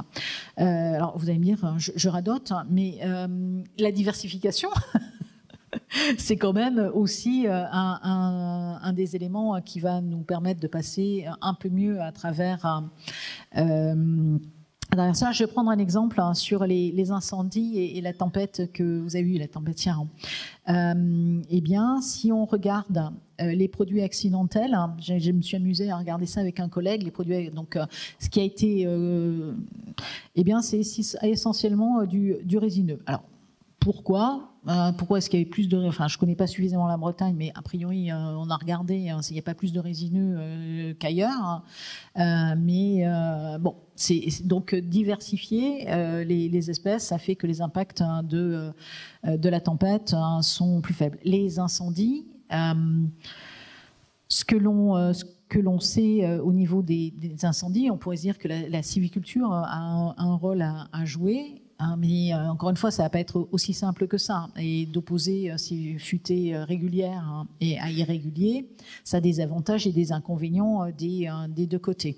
Ce qui est important pour limiter l'impact de l'incendie, c'est que les flammes n'atteignent pas le houppier. Et une fois qu'elles ont atteint le houppier, ça se propage vraiment très vite. Donc, toutes les structures forestières qui permettent aux flammes d'atteindre rapidement le houppier sont plutôt à proscrire. C'est pour ça qu'on parle de débroussaillement, etc. Mais quand on est en futée irrégulière et qu'on a plusieurs générations sur la même parcelle, c'est la question qu'on posait, on a plutôt ça. Par contre, quand on a une futaie régulière, on va avoir une vitesse de propagation de l'incendie qui va être bien supérieure, alors qu'elle est plus fixée avec de l'irrégulier. Donc, il va falloir mélanger l'ensemble. Ce qui a été montré aussi au niveau des incendies, c'est que des mélanges et des alternances feuillus résineux, ça diminue la vitesse de propagation des incendies. Donc là, encore, voilà. Et la première question, du coup, la définition de la forêt. La définition de la forêt. Alors, il y a une définition européenne de la forêt, c'est des arbres de 7 mètres de haut, avec une distance d'au moins 20 mètres, enfin, au plus de 20 mètres entre. Et du coup, il faut que ça fasse 0,5 hectares. Il me semble que c'est ça la définition européenne de la forêt. Et voilà, plus 10%, merci Dominique. Et donc, si on regarde ça dans les matadores espagnols, voilà, et ben, on rentre dans cette définition-là. Et c'est pour ça que, et ça surprend toujours, que l'Espagne soit un pays aussi forestier. Mais ça veut pas dire que c'est avec une production forestière importante. Alors, j'ai pas une question, je vais juste répondre au monsieur sur l'industrie, pour lui rappeler que c'est vrai que l'industrie du bois, c'est surtout des petites et moyennes entreprises, notamment en Bretagne, qui sont des scieurs et aussi des exploitants forestiers. C'est grâce à eux que la forêt se porte bien, pour la simple raison, c'est lorsque on va acheter du bois auprès des propriétaires forestiers, c'est tout simplement, c'est grâce à ce bois-là qu'on arrive à faire des matériaux qui aujourd'hui, ils peuvent remplacer des matériaux d'origine fossile, et surtout on rémunère ce bois-là qui permet, c'est vrai, à ces propriétaires de reboiser et de replanter. Alors, et d'autant plus qu'aujourd'hui, nous sommes en France, nous avons un code forestier, et tout à l'heure, je reprends la question concernant l'exploitation forestière. Quand on veut exploiter un bois, du moment qu'il y a 1 hectare, il faut une autorisation de la DTM, la Direction départementale des territoires de la mer. Si on ne l'a pas, on ne peut pas exploiter ce bois-là. Par contre, on a un problème, c'est vrai en Bretagne, qui est très important, c'est qu'aujourd'hui, pour pouvoir reboiser, donc il faut avoir un certain nombre d'hectares, je pense que c'est 20 hectares et plus, et on se retrouve malheureusement aujourd'hui avec quelques milliers d'hectares qui ne sont pas reboisés parce que certains propriétaires, voilà, ils n'ont pas les moyens de le faire, tout simplement parce que, par méconnaissance, mais en Bretagne, on y travaille avec les collectivités, avec le syndicat des propriétaires Francilva, avec les scieurs, avec la région, dans le cadre de Bresse Forêt, pour qu'on puisse récupérer ces forêts-là et essayer de reboiser, de replanter. Et les industriels font partie prenante. Et d'ailleurs, vous savez, quand il y a des tempêtes, des incendies, c'est nous, c'est les industriels qui sont là pour pouvoir sauver la forêt et réutiliser ce bois d'incendie et de tempête et lui donner une valeur économique. Donc voilà, ce n'est pas des grandes industries, ça reste toujours des petites et moyennes entreprises, notamment en Bretagne. Mais c'est important d'utiliser le bois, mais c'est par ça que j'ai commencé. Et dans les haies, historiquement, le bois était très utilisé. Le frêne, par exemple, je sais qu'il était utilisé pour donner à manger aux animaux aussi. Donc les arbres têtards, les frênes têtards, c'était ça. Et là encore, bien sûr qu'il ne faut pas opposer différentes sylvicultures, non sylvicultures. Je me permets, parce que je vois bien que ça fait réagir. Je respecte tout à fait l'industrie forestière, j'ai tout à fait conscience de la nécessité impérieuse de produire du bois. Et si on peut faire fonctionner cette forêt industrielle de façon écologique, c'est encore mieux. Je sais les efforts ici. Mais j'insiste sur le fait qu'on obtient quand même des forêts formatées. Alors, on essaie de limiter les difficultés et les dommages collatéraux, mais ça reste des forêts formatées qui sont très différentes d'une forêt avec un fonctionnement écologique optimal. Ça serait intéressant d'ouvrir dans les documents d'urbanisme au départ au moins des petites surfaces pour des forêts qui seraient gérées vraiment en dehors des objectifs de production forestière.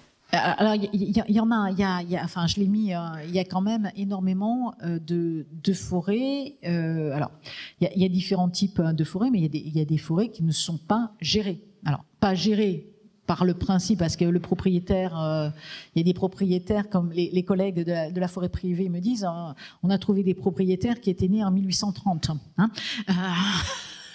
bon, entre ceux qui sont nés en 1830, ceux qui sont aux États-Unis, voilà. Donc il y a de la forêt qui est pas, ça existe déjà en fait, ce que vous décrivez, de forêts qui sont en libre évolution.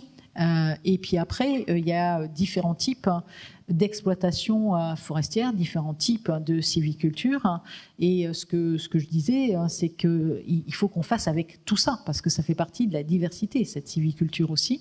On a des pratiques qu'on essaie le plus possible respectueuses des sols. Vous allez me dire, les sols, bonne généticienne, qu'est-ce qu'elle en parle, mais c'est essentiel, parce que si vous avez un sol tassé, eh bien, vous allez avoir des difficultés à régénérer, mais votre arbre, sur un sol tassé, la porosité vis-à-vis de l'eau va faire qu'il va être assoiffé alors qu'il y a de l'eau.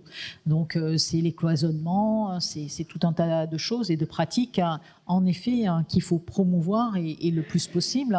Et pour ça, on essaie d'avoir des liens avec la profession, d'intervenir dans des formations, enfin voilà quoi.